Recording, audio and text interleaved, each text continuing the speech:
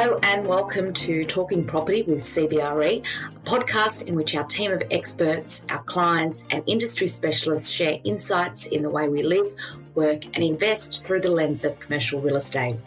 My name is Sass Barley, Head of Industrial Logistics Research in Australia and Director of New South Wales Research. I'm your host for today's exciting episode, which we delve deep into the future of Sydney as we predict the city will accommodate an additional 500,000 people between now and 2030. This forecasted population growth makes Sydney one of the strongest growing cities of the developed world. So we will delve into what this means for retail spending, demand for office space, and how will industrial spaces evolve to cater for this growth. With predictions that there are global economic headwinds in the coming 6 to 12 months, we're also asking our in-house experts for their take on what occupier sentiment will look like in the coming year to help guide investors. Our experts include Tim Starling, Head of Retail Tenant Advisory Pacific, Mike O'Neill, Senior Director Industrial Logistics, and Jenny Liu, Head of Change Management Pacific. Thank you for joining me today. Might be worth giving a brief description of what you do. How about we start with you, Tim? So I look after the retail tenant advisory business across Australia and New Zealand. We act for a number of luxury retail brands. We've got some sports goods brands, and we've got a number of entertainment occupiers as well. And basically, we are their outsourced property arm. Great. And Jenny? Thanks, Sass. So Jenny Liu, Head of Change Management at CBRE. I lead our workplace change consultants in the Pacific. We have a really diverse team of experts with backgrounds in architecture, organisational behaviour and psychology. We also tap into a broader network of 750 workplace consultants globally within CBRE, and our purpose is really to help our clients leverage their workplace to optimise employee and business performance. Fantastic. And Mike? Mike O'Neill, the New South Wales Director for Industrial and Logistics. And I'm fortunate to run a team of 35 operators across the 4 offices in Sydney, covering South Sydney, North Sydney and Western Sydney. Fantastic. Thank you all. So I have the first question. We'll get straight into it. Now, the long-term macroeconomic fundamentals for New South Wales look strong. However, given the global headwinds expected over the next 6 to 12 months, what is the current sentiment for occupiers? And this is a question for all sectors, but let's start with Tim on retail. Yeah, thanks, Sass. So I think we're all very aware that the retail sector, particularly the bricks and mortar side of things, has had a particularly tough run of late. You know, we went straight from bushfires into a pandemic, and now, you know, just as we're coming out of the back of that and we're starting to see some great normalization and, you know, spend getting back to, and in some instances ahead of where we were in 2019, sort of last affected year, we're now faced, of course, with these headwinds that you talk about. So it's a pretty frustrating time for retailers, you know, having just got back on their feet. We're now looking at the next 12 months saying spending is certainly going to tighten people's wallets, either through energy costs, fuel costs, or mortgage rates will certainly have an impact. So I think going into these next 12 months, people are particularly wary of what that means. And I think it means people are just going to pull back in terms of that expansion that they were looking at previously. So I don't think we're seeing the full force of it yet. So it's not doom and gloom, but certainly people are very wary about what's coming our way. Yeah. And I think that might be similar as well, translating into the online retail spend. So, Mike, what are your thoughts with respect to the industrial logistics space?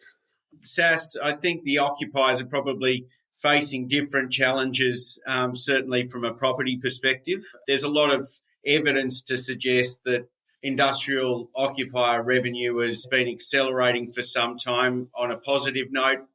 However, with 0.1% vacancy, occupiers have been faced with over 20% rental increases, and that real shortage in the market has meant that a lot of users are really faced with a lot of compromise. So that may mean staying in premises that don't work ideally, or relocating and compromising on location, size, configuration or timing.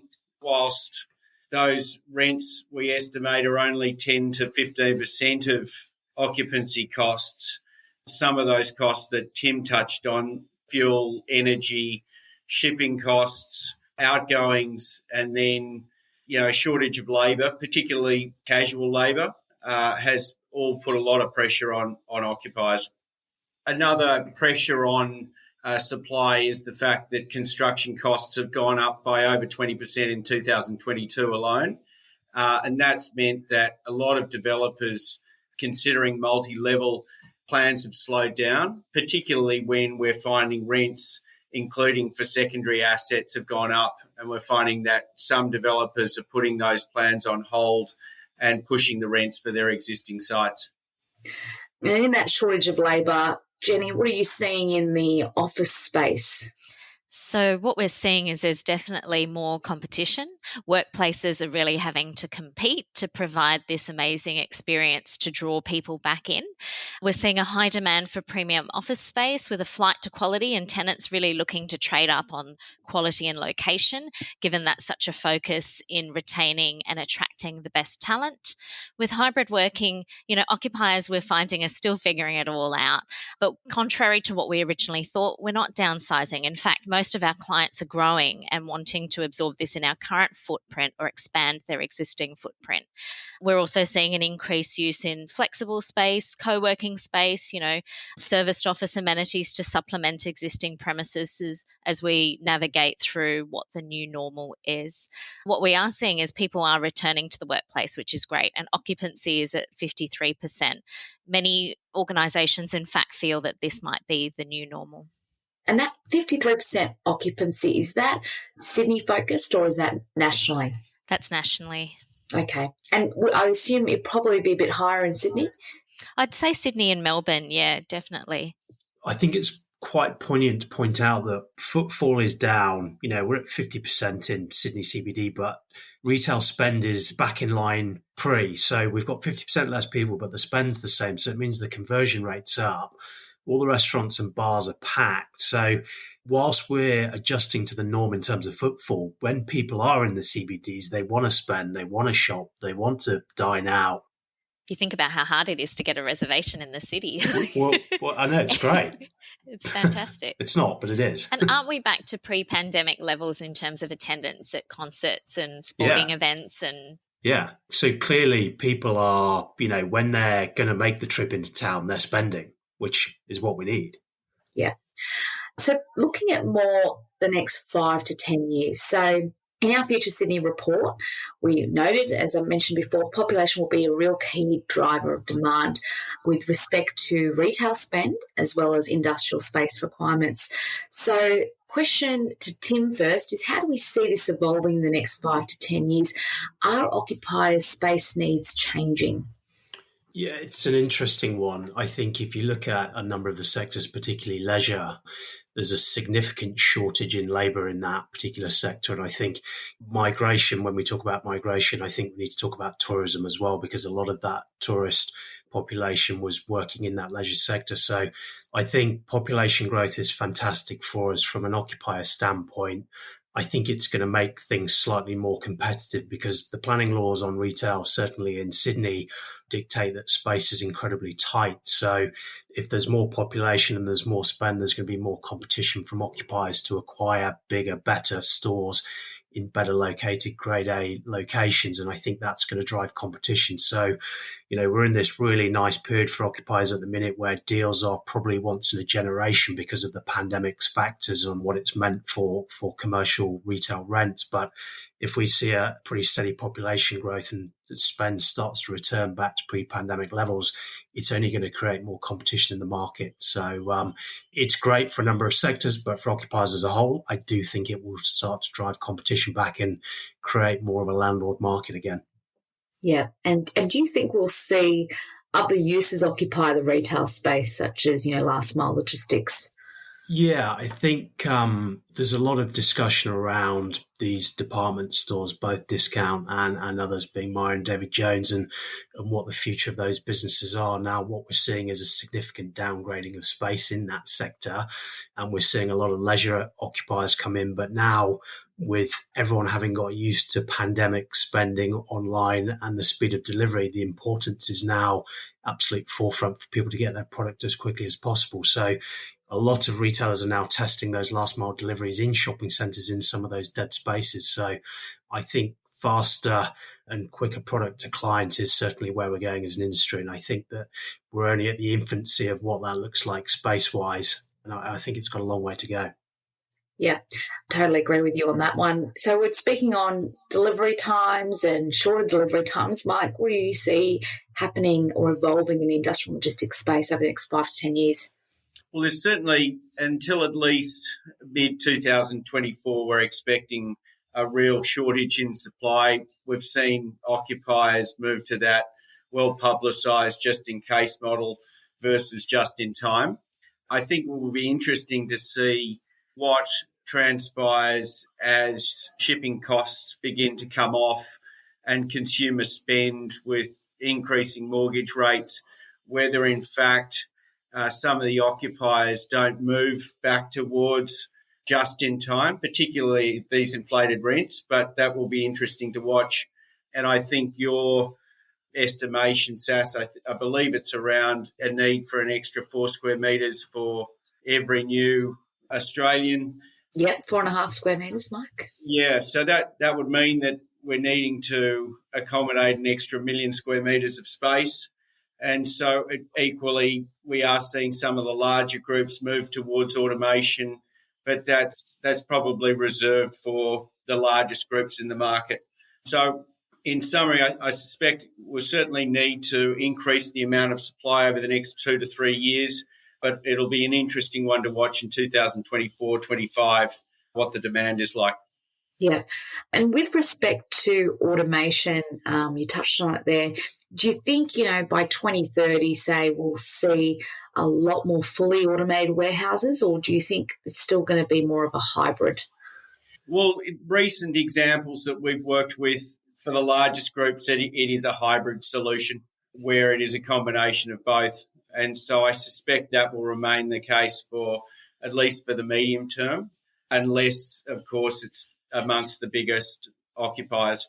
Yeah, and those occupiers that have opted for more of a hybrid solution, do they have specific requirements with respect to their height clearance and some specifications of the building? Yes, certainly most of those groups are obviously finding it very hard to move into existing buildings. Slab loading's especially important. There's certainly a push for more solar from a lot of those groups, and even talking about the needs for power for electric vehicles. And when we look towards the US, we are seeing groups in Australia who are sort of looking towards that more of a cross-dock type facility with the need to accommodate a lot of vehicles at any one time. Yep. And moving on more to the office space. Now, given our forecasts show that white-collar employment will continue an upward trend over the next decade, we expect the demand for office floor space to remain at relatively healthy levels.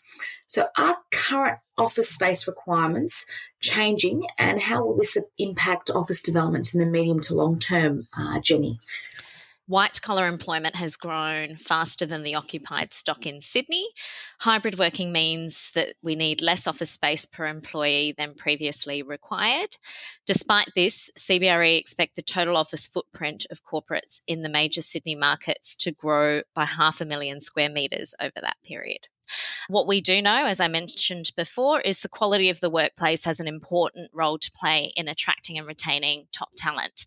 Companies are moving to higher quality buildings with superior amenities and are willing to pay higher rents to provide a better workplace environment for their people. We know that there's a shift to focus on the holistic workplace experience and its alignment with the organisational brand and creating culture within organisations. Companies are shifting away from, allocated and assigned seating to really redefining what work points should be and what they are, and providing a menu of options for their people to choose from. Another thing we know is hybrid working is here to stay, and there's no one size fits all to that approach. Hybrid working requires a different balance of spaces and different workspace models to suit different organisations and work styles. Hybrid work policies are now enabling organisations to differentiate themselves from their competitors as well. But what we do know is that hybrid working means we need different types of spaces. We know that the purpose of the office has changed, right? People come into the office to collaborate, to socialise, to share knowledge. That can't be replicated. Face-to-face connection, although we know technology is a really good connector, can never be replaced. But the office is not just for, and I think this is where people get it wrong, it's not just for the social collaborations and interactions. We also do need to provide spaces for different types of work, like the quiet focused work. And for hybrid meetings, we need small spaces to be able to conduct those effectively. And we know also what we're seeing is that more and more post-pandemic is that ESG credentialed buildings and well workplaces are being prioritised in terms of what clients are looking for and their people. Yeah. And do you have any examples from offshore occupiers that we think will occur in Sydney? Yeah, so I mean, there's examples offshore and there are examples within Australia as well. So examples from offshore, we see what Lego's doing with their headquarters in Denmark. They're creating these self-contained villages with everything you need at your fingertips, auditoriums, workshops, cafes, even accommodation for visiting employees. Similarly, in the Google campus in California, they've got 240 rooms for employees. They've got huge event spaces, really flexible areas for teams to work. It's quite modular. It's very agile. There's a plethora of open and enclosed settings to choose from to really allow people to transition from collaborative to focused states of work seamlessly. We've got organisations providing childcare, doctors on site, rooftop gardens. There's a huge focus on hospitality. LinkedIn has a space set aside for networking. It includes a silent disco where people can dance with headphones on. People are thinking about different ways to experiment and provide great experiences to magnetise people back into the workplace. Great. And talk through Sydney's emerging tech sector. So as we know, Australian companies, particularly in the finance and tech sectors, have been creating really interesting work environments to attract and retain employees. If we think about, the different workplace projects that have been undertaken in the last 5 years, we've got CBA and their development at South Everleigh, we've got Macquarie Bank, AMP, Atlassian at Tech Central. I mean, that's going to be an amazing development and really focusing on sustainability. Atlassian's office at Tech Central will be powered by 100% renewable energy from day one of operation.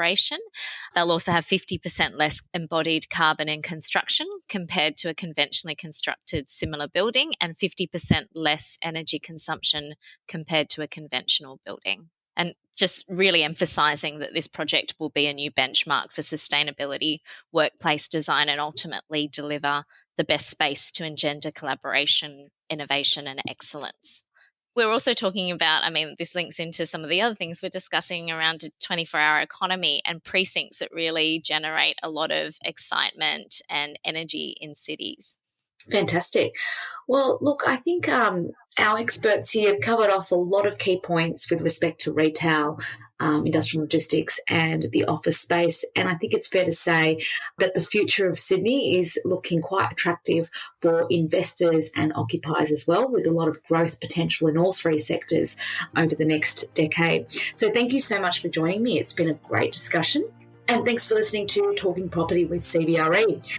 If you like the show and want to check out more, visit cbre.com.au/Talking Property or subscribe through Spotify and Apple Podcasts. You can learn more about the trends shaping Sydney by reading the full report, Future Sydney Investment Destination. Simply click on the link in our show notes. Join me next time where we'll be discussing the impact migration is having on investors across retail, industrial logistics and office sectors. Until next time.